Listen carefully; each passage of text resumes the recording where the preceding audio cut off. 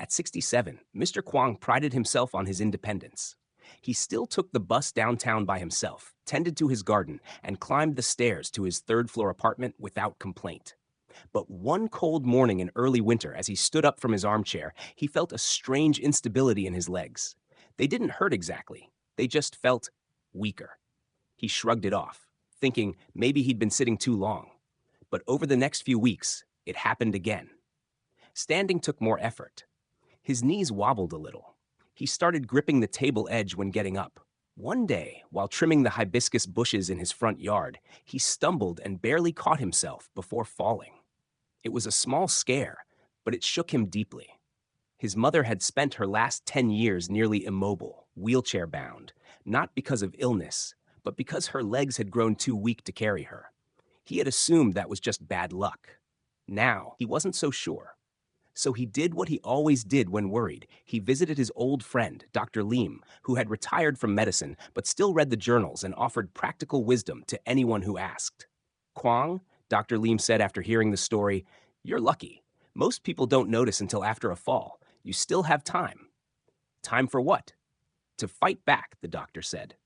"Leg strength fades first after 60. It's one of the earliest signs of aging, and the one that robs us of independence the fastest. But you can slow it down, even reverse it, if you act now." Kwong leaned forward. "Tell me what to do." "Eat better," Lim said. "And I don't mean less food. I mean the right food, especially 3 things." Kwong went home that evening with a shopping list and a new resolve. If his legs were the first to fade, then he would make them the first to recover. Eggs, the power of protein and vitamin D. The next morning, he made eggs for breakfast. 2 soft-boiled, served with a pinch of salt and slices of cucumber on the side. Dr. Lim had explained it simply. Muscles don't grow without protein, and after 60, your body doesn't absorb protein as efficiently. Eggs are a perfect source, high quality, digestible, and rich in vitamin D, which helps with both muscle function and bone strength. Kwong had always eaten eggs casually, once or twice a week maybe. But now, they became a routine part of his diet. Sometimes he scrambled them with spinach. Other days he boiled them and ate them with rice. He began to feel more energized in the mornings, less sluggish when walking to the market.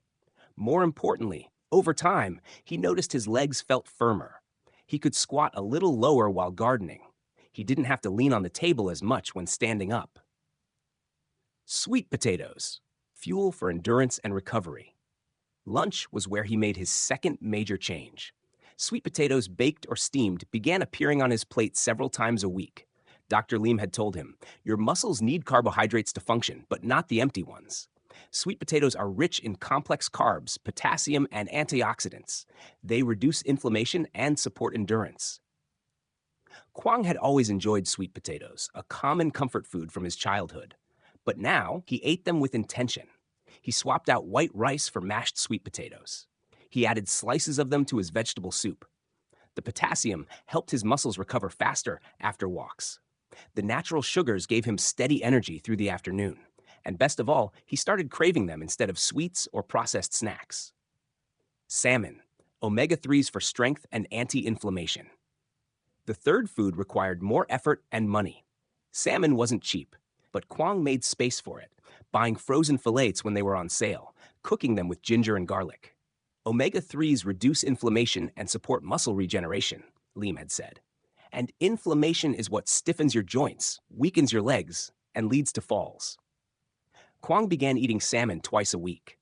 At first, it was just another meal, but by the second month, his knees hurt less after long walks. He stopped waking up stiff, and perhaps most notably, he found his balance improving. He even dared to start climbing the stairs 2 at a time, something he hadn't tried in years. Alongside his new diet, Kwong added daily leg exercises. Nothing fancy, just standing calf raises, slow squats using the kitchen counter for support, and brisk walks around the neighborhood. His daughter, Lynn, noticed the change first. "Dad," she said one Sunday, "you look taller. Are you standing straighter?" He laughed. "Maybe I've got my legs back." She smiled, but he could tell she was relieved. She had been quietly worried, he realized. A few months later, Kwong attended a wedding. He danced, slowly, but with confidence. He stood for long conversations without needing to lean on anything.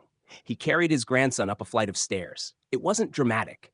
There was no moment where he suddenly felt young again. But every day, there was a little less hesitation, a little more strength. And it all started with food. People kept telling him, "At your age, you should rest more." But Kwang disagreed. "At my age," he would reply, "I need to move more and eat like my legs depend on it." Because they do. And as he cracked 2 eggs into a pan one quiet morning, he felt proud, not because he had reversed time, but because he had refused to surrender to it. His legs carried him to the future, and now, finally, he was walking toward it on his own terms.